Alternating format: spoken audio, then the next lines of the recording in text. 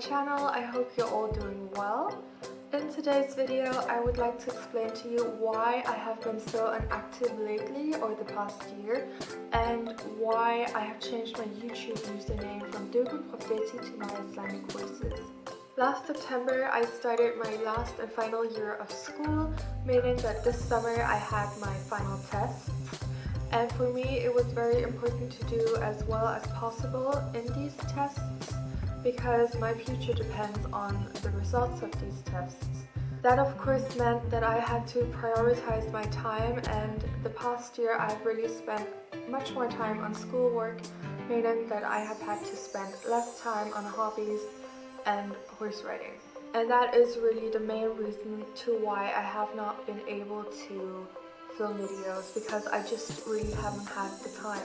I hope this gave you a little bit of an insight as to why I have not been able to spend as much time on my YouTube channel as I really wanted to, because I really enjoy doing videos, and the whole process of making a video is very fun for me. I'm very creative, and I think that my creativity can really shine through in my videos, so I hope you can also see that, because I do spend a lot of time fiddling around with my videos before I upload them. But the reason to why I decided to change my name from Dogo to my Icelandic courses is a much longer and more complex story. As some of you might be aware of, 2 years ago, so summer of 2014, I participated in the 5 Youth Cup held in Iceland. For this event, we of course could not bring our own horses, as our horses are outside of Iceland and you're not allowed to bring horses from outside of Iceland back to Iceland. So for this event, we rented horses. The horse that I rode for this event was a very nice horse with super gaits, and he was super beautiful and a very lovely horse that I would have loved to bring back to Luxembourg. Unfortunately, he was not for sale, otherwise he would have been mine, because he was really great and I really enjoyed riding him, although he was a little bit difficult to ride, but he was very fun.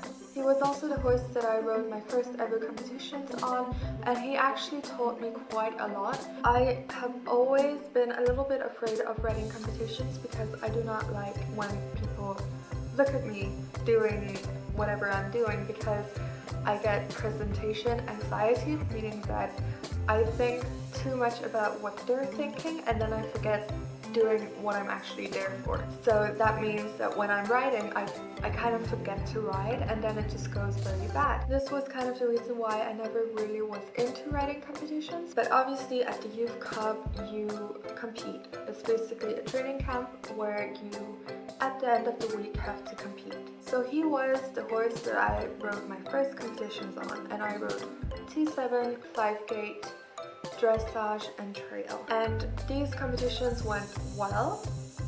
I didn't win, but I thought it was a success, and because I had such a good experience, I really wanted to start competing when I was back in Luxembourg. By a good experience, I mean that the horse is working with me. He's not trying to run from me. And then for me, winning is not really that important. Because I had such a good experience, I was very interested in starting to ride more competitions once I came back to Luxembourg. Unfortunately, the horses that we had at home at the time were not really competition horses, meaning that they had not competed before in their life. And I'm not saying that they could never become competition horses, because one is now a very successful competition horse, but I thought it would be a very bad idea to start competing on a horse that had not already experienced the competition environment, because I have not really experienced the competition environment as a rider myself. Because one thing is competing at the 5 Youth Cup, and another thing is competing at competitions in Germany. Like in the 5 Youth Cup, there are very little spectators, as the 5 Youth Cup was held in a very remote part of Iceland, and not all parents wanted to buy tickets to come and watch their kid ride. Whereas in Germany, I feel as if there are a lot more spectators, because obviously in Germany it's a lot easier for family members to come and see their kid or grandkid ride, whereas in Iceland it was not really possible. And the 5 Youth Cup was also a closed event, meaning that only people that had a family riding were allowed to come, so you weren't just allowed to come if you didn't have any purpose of being there. So the 5 Youth Cup was not a place where people could just come and spend their afternoon watching a competition, whereas that is possible in Germany. I hope that kind of gives an idea of the difference between competing at a closed event like the 5 Youth Cup and an open event like competitions in Germany or France or Denmark. I'm just using Germany as an example because I live in Luxembourg and the competitions that are closest to me are often those that are held in Germany. Because of my presentation anxiety, I thought it would be a very bad idea to start competing on a horse that was not used to the competition environment, because being at a competition can be very stressful for the horses because there are often a lot of people and a lot of horses and a lot of dogs and loud music and stuff like that they're not really used to from at home. And the only way of getting them used to this kind of environment is going to competitions. But for me, it was very important to just start with a horse that had already been in this kind of environment, so that I would not have a horse that was nervous or anything like that, because I know that I get pretty nervous, and I know that my nervousness also, I know for myself that I get very nervous, and I know that my nervousness also transfers to the horse. So when I'm nervous, the horse also gets nervous, and then I would get nervous because the horse is nervous, and I just think that would be a very bad cocktail, starting with a horse that is new to this kind of environment. So therefore my mom and I started to look for an elderly competition horse that of course still had a few years left on the track, but obviously also had a lot of experience, so that I could start riding competitions on a horse that was already used to the competition environment. And that was when we came across Dogo. My mom and I have known Dogo for quite a while, since her owner is Luxembourgish, and of course we have met her at different training weekends and meetings in our club. At the time the owner lived in Germany, so Dogo of course also lived in Germany. So one weekend my mom and I drove to Germany to visit Dogo. It was first when we visited Dogo that we were told that she had actually not been ridden for the past 2.5 years. But despite that, my mom and I decided to try and see if I could bring her back in shape in time for the competition season. So in November 2014, my mom and I went to Germany again to pick up Dogo. I just want to mention that we went and visited Dogo in October 2014. So when we got Dogo home, of course we had to start very slowly with her because she had not been ridden for the past 2.5 years. So for the first 2 months I rode only walk for about 20 minutes a day. And then after New Year I started to try and see if I could get a little bit of tilt and maybe some trot. Dogo was 23 years old at the time, and for a 23-year-old horse to stand still for such a long time, it's very difficult to start them again and to get the same quality in the gaits, because the older a horse gets, the more stiff they can get. And this was also the case for Dogo. So her tilt was very pacey because she was very stiff, and I didn't have any trot on her at all. I thought that if I started to work the tilt and tried to see if I could get it a little bit less pacey, it would loosen her up a little bit more in the back and in her neck, and then I would get trot. But that wasn't really the case. Like in the end, I did get a relatively good tilt, but I did not get any trot at all. So of course, because she could not trot, that limited the classes that we could participate in. We could only participate in tilt classes, which I also did in May 2015. I rode our first T7, which went fine. I got some good grades, like 5 for tilt but nothing really over the moon. But I was very happy because it was a very good experience for me. I was really relaxed. She was with me all the way around the oval track, and I think she really had a good time. And that really was the most important thing for me, like having a really good time, because it really boosted my confidence and it really made me want to compete even more. And the only way I could ride more competitions was to find the trot. So that made me really want to find the trot. After that competition, I started to change our training a little bit. I started to focus a little bit more on the trot. So in order to work her trot and make it more clear beated, I did a lot of groundwork with her with cavalities, and eventually she did get a very strong trot in the launch. So from that moment and on, I started to work with cavalities when I was riding her.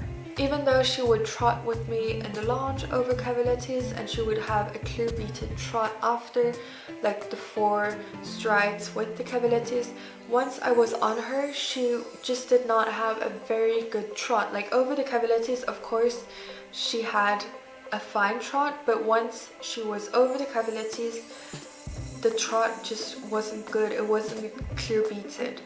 So that was when we decided to go for a few riding lessons in Germany, and that really helped. She also taught me how to make Dogo trot without cavalities. So Dogo would not start from walk and go directly and trot unless she started over the cavalier beams.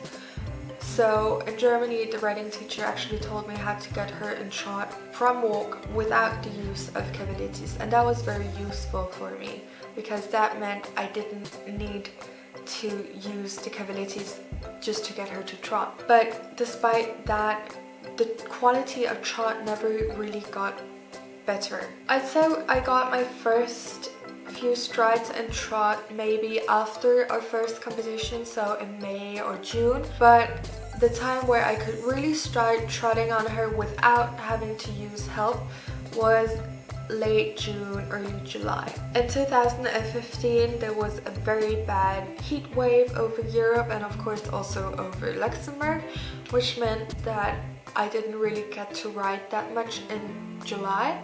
In August 2015, my family and I went on holiday for 3 weeks. We have someone in Germany that takes care of our horses, so we will actually spend a few days driving all of our horses to Germany before we go on holiday. And even though this is a stables with Icelandic horses, they sometimes are allowed to use our horses for riding school, but some of the horses are a little bit too energetic, so it would not be good to have riding school kids ride them. And in Dogo's case, we decided not to let anybody ride her, so that meant that she got her shoes taken off for those 3 weeks as nobody would be using her. Before coming back from holiday, I had already signed Dogo and I up for a competition in Germany, and I signed up for T7 and 4 gate. But when I came back from holiday and saw the state Dogo was in, it was not because she didn't look good. It was just that she had lost so many muscles in her neck and on her back, and these muscles had taken me over 10 months to build up because, as I mentioned before, Dogo had been standing still for 2.5 years prior to me getting her home. So it had taken me quite a while to build up all of these muscles. I knew she would not be able to build up all of these muscles within 2 weeks.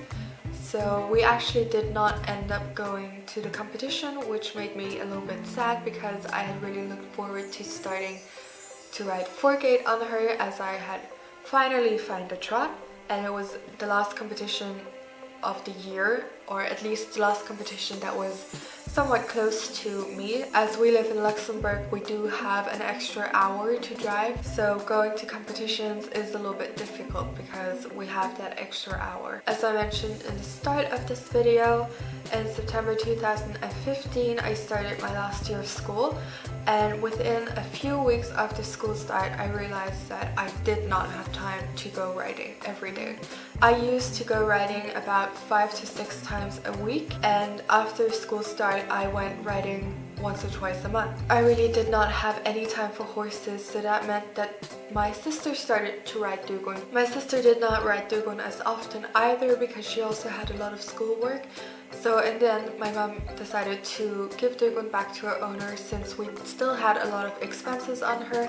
You have to remember that an old horse does require a lot of food, and she also had to be shoed on all four hooves because here in Luxembourg we ride in forest, so she would need to be shoed. The expenses we had on her and the little use we had of her just didn't match up.